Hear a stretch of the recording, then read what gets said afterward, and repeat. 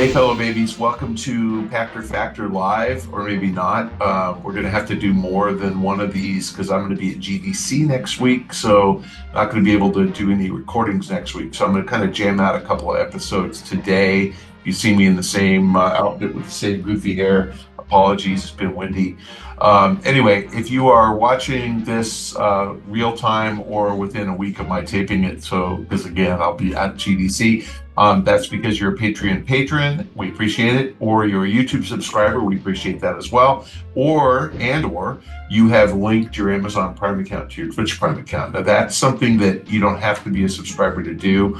If you are a subscriber, please do it anyway, but everybody who's got Amazon Prime, it's free. Amazon pays for it. Just look down in the instructions, for the instructions in the show description below, and you'll see how to do it. You have to re-up that every month. Amazon pays, you pay nothing. I should say you pay $139 a year, but that's for Amazon, and they pay us. So make sure that you remember to link that. We appreciate it. We've got a good question today. Why would anybody in their right mind sell a cash cow like Pokemon Go?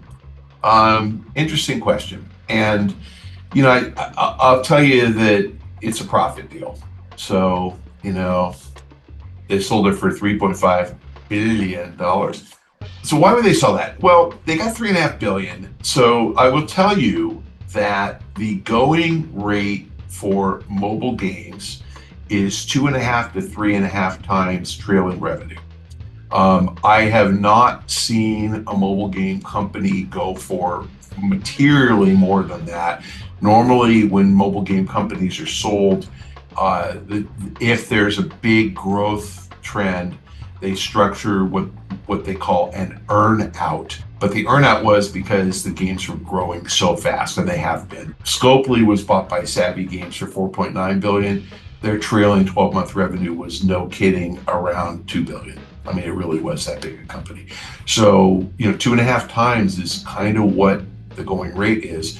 And Pokemon Go is doing about $1 billion all by itself. The other couple of games they had in their portfolio, I'm going to guess we're doing a couple $100 million. And I don't really know for sure, but the price is about right.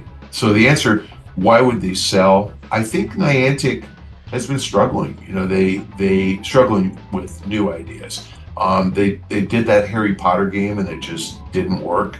The successes they've had have been licensed IP, and I'm not sure that they felt that they were going to get a whole lot of access to a lot of other licensed IP. Their alternative to selling to Savvy was to go public, and that's same with Scopely. And the idea, you know, going public, that means you've got to perform every quarter and you've got to deliver, you know, growth to investors and show them that you've got new stuff coming and that you keep getting bigger and bigger. And I think Niantic has been trying to be a growth company for the last 6 or 7 years, whatever, since Pokemon Go launched, with that 16 or 17. Now Pokemon Go is still amazing and still does really, really well. But, you know, remember that Niantic, before Pokemon Go, made Ingress. Go look that game up. It's identical to Pokemon Go. It's just a spy game instead of little Pokemon critters and Pokemon monsters, I guess you call them. But the Pokemon monsters were something we all understood. You know, we all knew who they were, and it was fun to find them and collect them and fight with them against one another. And it turned a spy game into a fun Pokemon adventure. And they've done that with other licensed IP, but I don't think they were coming up with original ideas. So, you know, why sell? Because all their investors, you remember, these guys were a startup, and they have investors, and their investors are probably ready to move on and try some other stuff. Really, the upshot is that Savvy's looking for jobs. Niantic's gonna very likely just kind of fold into Scopely. Scopely's gonna end up with another couple of studios. Over time, I think both companies are just gonna replace departed employees as people change jobs by opening up, you know, quality testing. They can certainly put a live ops, you know, operation in Saudi Arabia. And, you know, because a lot of the games that these guys make are global in nature, it really is probably helpful to have servers and live ops in different countries. So you're kind of always manning the desks 24/7. So Saudi Arabia is, I'm almost positive, 12 hours later than the West Coast. Niantic's on the West Coast, Scopely's on the West Coast. So you can kind of have operations in both areas and kind of cover the world. What's going to happen is that Saudis are going to get some live ops talent, which is what they want. You don't care where the software comes from. So the Saudis know that. I think they're pretty smart about it. Their two big acquisitions so far have been Scopely and Niantic. Every year, 10% of your workforce leaves. So start replacing half of those people in Saudi Arabia, and that's going to happen. Niantic sold because I think they realized that they'd be stronger as part of a bigger Savvy Scopely mix. And Savvy's a buyer because they want jobs in Saudi Arabia. So, I think there are some people who fear the worst and worry that, the Saudis, being a Muslim faith country, are going to impose restrictions on other aspects of gaming. I don't think that's the intent at all. They won't succeed if they make games that are, strict Sunni Muslim. I don't think that there's a chance that they would ever do that. They wouldn't succeed. So I think that if people worry about that, certainly they're not going to create like pork products in Saudi Arabia because they don't believe in that. But creating software in Saudi Arabia, that's no different than creating movies. If you see a film from Russia, it's not necessarily a socialist film. It could be anything. So I don't expect in the entertainment realm that anybody would overly restrict access for an audience. And absolutely they're not paying up $3.5 billion to now limit how Pokemon GO works. Now the counter to that argument is, look what Elon Musk did with Twitter. He destroyed it.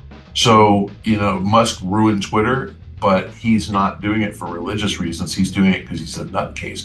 The Saudis want employment in Saudi Arabia. The fastest way to ensure that they fail is to start limiting access in the game. If they want to succeed, then it's going to be completely transparent to the gamers where live services are located. And that's why I said Candy Crush developed in Sweden and England. We don't care. We don't know where it's developed. Battlefield developed in Sweden versus Call of Duty developed in the US. We don't care. It doesn't change the gameplay, to try to make the games the best that they possibly can. And the Saudis are going to do the same thing. So I don't fear that at all. But, if they do limit access to, on religious grounds, they're going to fail. And then they're just flushing the money down the toilet. Again, I don't see it. They are trying to diversify out of oil and gas and into high-paying software jobs, and they're trying to employ their college grads, and I totally endorse that. Every country should do that. Education is the pathway to better paying jobs. And what they're trying to do is attract engineers and attract software programmers and attract game professionals and creatives. And that's all going to work if they make the same kind of content that you could do anywhere else. And if you ultimately decide that living in Saudi Arabia is not that restrictive, then maybe that's what you want to do. The Muslim world is giant. I don't know how many, there's 1 billion Muslims, more than that on the planet. So, the 1 billion people who practice not drinking aren't going to mind going to Saudi Arabia and not drinking. Now, the town where they're located is, I think, 60 miles from the Jordanian border, and Jordan is a pretty secular state, so you can go there and drink.